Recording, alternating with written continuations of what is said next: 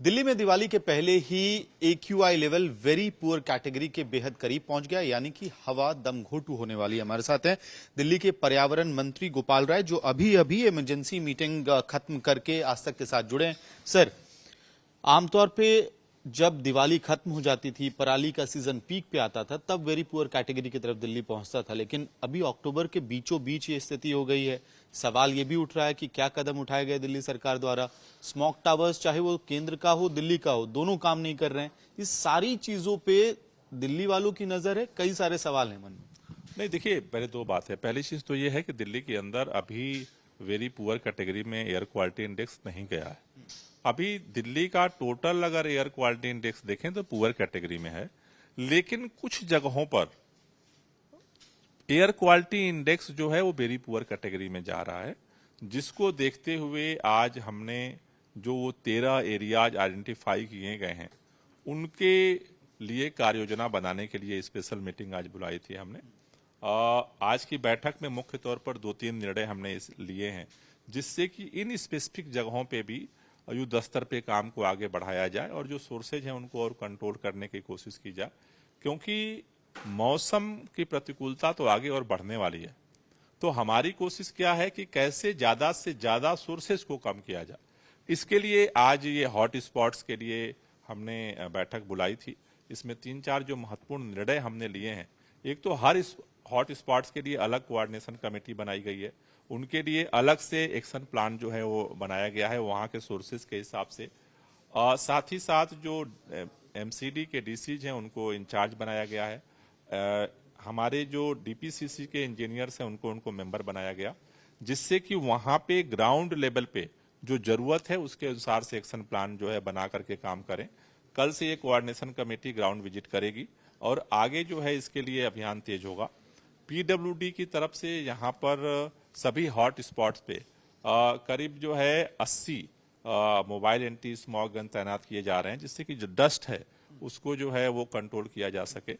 तो हमारी कोशिश ये है कि अभी पुअर कैटेगरी में दिल्ली का AQI होने के बाद कुछ जगहों पे जो AQI उससे ज्यादा बढ़ रहा है उसको भी कैसे मॉनिटर किया जाए और कैसे उसे कंट्रोल किया जाए। सर, लेकिन 293 पे 7 पॉइंट से कम है आज सुबह, जैसा समीर के डेटा में था।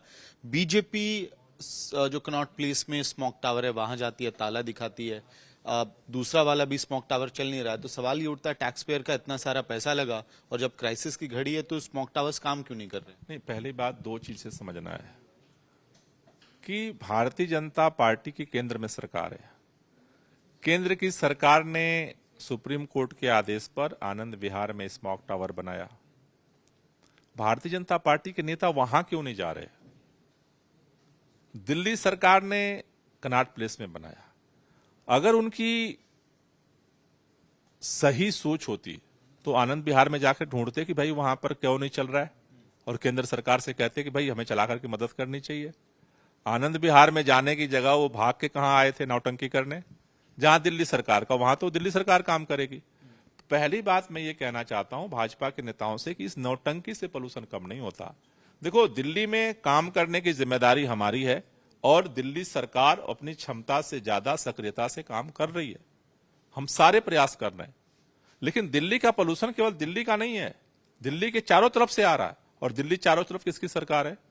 उत्तर प्रदेश में भाजपा की सरकार है, पर्यावरण मंत्री क्या कर रहे हैं? राजस्थान में भाजपा की सरकार है, हमारे बगल में क्या कर रहे हैं? हरियाणा में भाजपा की सरकार है, पर्यावरण मंत्री क्या कर रहे हैं? केंद्र में भाजपा की सरकार है, वहां के पर्यावरण मंत्री क्या कर रहे हैं? मेरे ख्याल से ये जो भारतीय जनता पार्टी निगेटिव राजनीति करने की कोशिश कर रही है, उससे पोल्यूशन नहीं कम होगा। पोल्यूशन कैसे कम होगा? हम काम कर रहे हैं, दिल्ली सरकार काम कर रही है।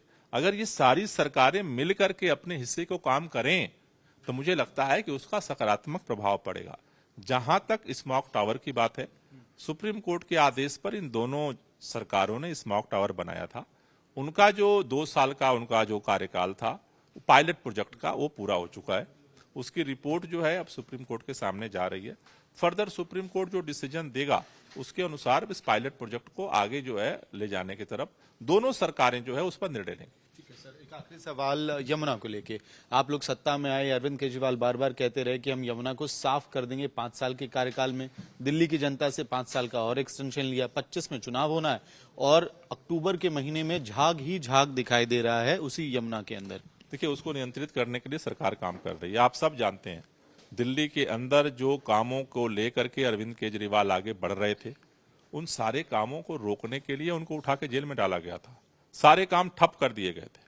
अब अरविंद जी बाहर आए हैं, उसके बाद से इन सभी चीजों को स्पीड अप करने के लिए हम लोग कोशिश कर रहे हैं और दिल्ली में वो दिन भी आएगा। अभी जो झाग आ रहा है उसके लिए भी काम होगा और आगे भी यमुना साफ होगी, उसके लिए काम करेंगे। फेलियर नहीं है सर, ये इतने लंबे समय में 10 सालों में, 1 दशक में आप साफ नहीं कर पाए यमुना?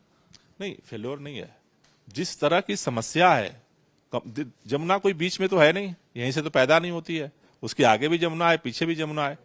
उसके बीच में, इन सारी चीजों के बीच में सरकार ने जिस तरह से काम किया है, आज दिल्ली के अंदर जिस तरह से अनऑथराइज कॉलोनियों में जिस तरह से सीवरेज का पूरा नेटवर्क बिछाया गया, जिस तरह से सीवरेज ट्रीटमेंट प्लांट बनाए गए, तो सरकार ने तो युद्धस्तर पे काम शुरू किया गया।